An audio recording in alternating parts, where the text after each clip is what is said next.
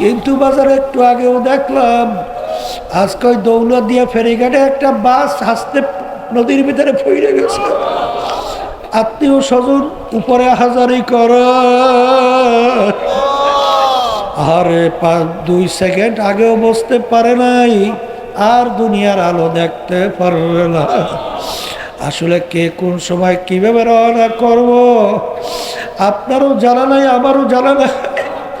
কিন্তু বাজারলে সবসময় মনে রাখো, লা ইয়ানফাউ মালু ওয়ালা বানুনা ইল্লা মান আতাল্লাহা বিকলবিন সালিম। বাজান পরিষ্কার পরিচ্ছন্ন কলম নিয়া তারপর দুনিয়ার থেকে বিদায় নিয়ে কবরে যাওয়া লাগবে। কারণ একবার যদি কবরে কেউ ঠইগা বস, আর দ্বিতীয়বার দুনিয়াতে এসে আপিল কইরা জিতবার কিন্তু আর আশা নাই। আমার মালিক যখন মাহফিলে নিয়ে আসছেন, আমার মালিকের কাছে দিলটাকে ভাইয়া আখারে তওবার মতো তওবা করেন, চাওয়ার মতো যদি চাইতে পারেন, আমার মালিক আমাকে মাহরুম করবে না। এ আল্লাহর বান্দারা, পর্দালে মা বোনেরা, দিন রাত্র যত যায় কিয়ামত ততই কেমন জানি আস্তে আস্তে আগায় যাইতেছে। কিয়ামত আগাইতেছে। মুসলমানের ঘরে জন্মগ্রহণ করার পরেও অনেক আমার মুসলমান আমার বাজানদের পর্দালে মা বোনের কার্যক্রম চালচলন, তাদের কথাবার্তা আচরণ দেখলে মনে হয় দুনিয়ার থেকে মনে হয় আর যাওয়া লাগবে না। এই মুসাফির এসে বলতেছে, বাদশাহ আপনার এই মুসাফিরখানায় আমি একটু থাকতে চাই। রাজ সিংহাসন স্থায়ী বাড়ি, সেইটাকে মুসাফিরখানা বানাইছে। এখন বাদশার ইজ্জত থাকে। এখন বাদশা বলতেছে, এই বেটা, এই তুই কি করছিস?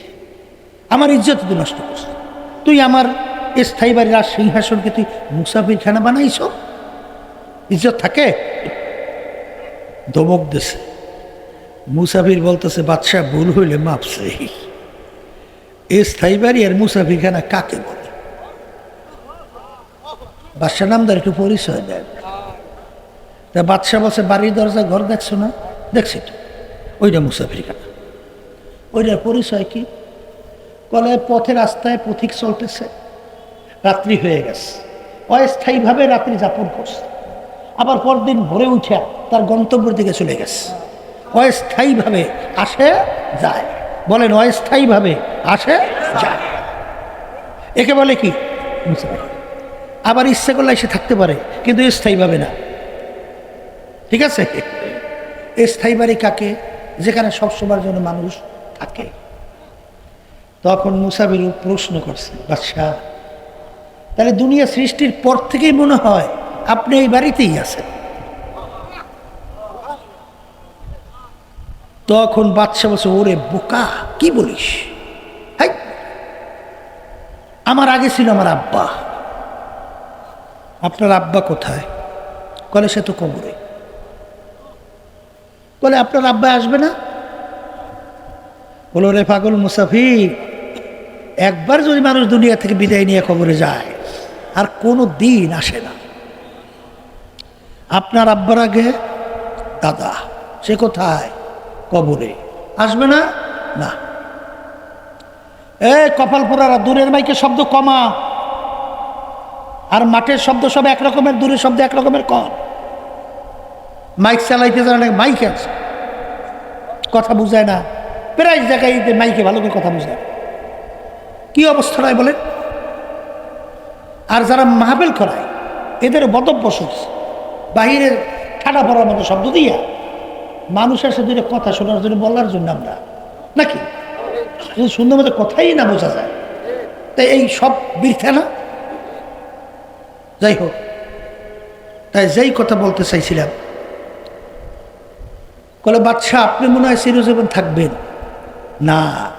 ও মুসাফির, কুল্লু নাফসিন যায়িকাতুল মাউত, প্রত্যেকটা জান্দা যার রূহ আছে তার একদিন না একদিন মৌতে শরাব পান করতে হবে। ওয়ালাউ কুনতুম ফি বুরুজিন মুশাইয়াদা, শক্ত পাথরের পাহাড় কাইটেও যদি কেউ লুকাও, সময় মতো মালাকুল মউত ওখানে হাজির হবে। এই বাদশার চিন্তার পরিবর্তন ঘটে গেছে। আমি এই রাজ সিংহাসন এত কোনোই উপকারে আসবে না। লা ইয়ানফাউ মালুন ওয়ালা বানুনা ইল্লা মান আতাল্লাহা বিকলবিন সালিম। এত কোনো উপকারে আসবে না। আমি এই রাজ সিংহাসন দিয়ে করবো কি? আর দুনিয়া তো শান্তির জায়গা না। আর দুনিয়া দারুল মেহনে ওয়াল বালা, দুনিয়া বালা মুসিবতের জায়গা, কষ্ট ক্লেশের জায়গা না। ভুল বলছি? তাহলে এখানে তো এগুলো আমার কোনো উপকারে আসবে না। এই চিন্তা করিয়া ইল্লা মান আতাল্লাহা বিকলবিন সালিম, এই কলবে সালিম তৈরি করার জন্য যখন পীর সাহেব হুজুরের কাছে গেলেন, তখন পীর সাহেব হুজুর তাকে মুরব্বী পীর সাহেব হুজুর কি পীর মানে মুরব্বী, আরবিতে বলে মুর্শেদ। বলতেছেন বাজান এইটা করো এইটা ছাড়ো।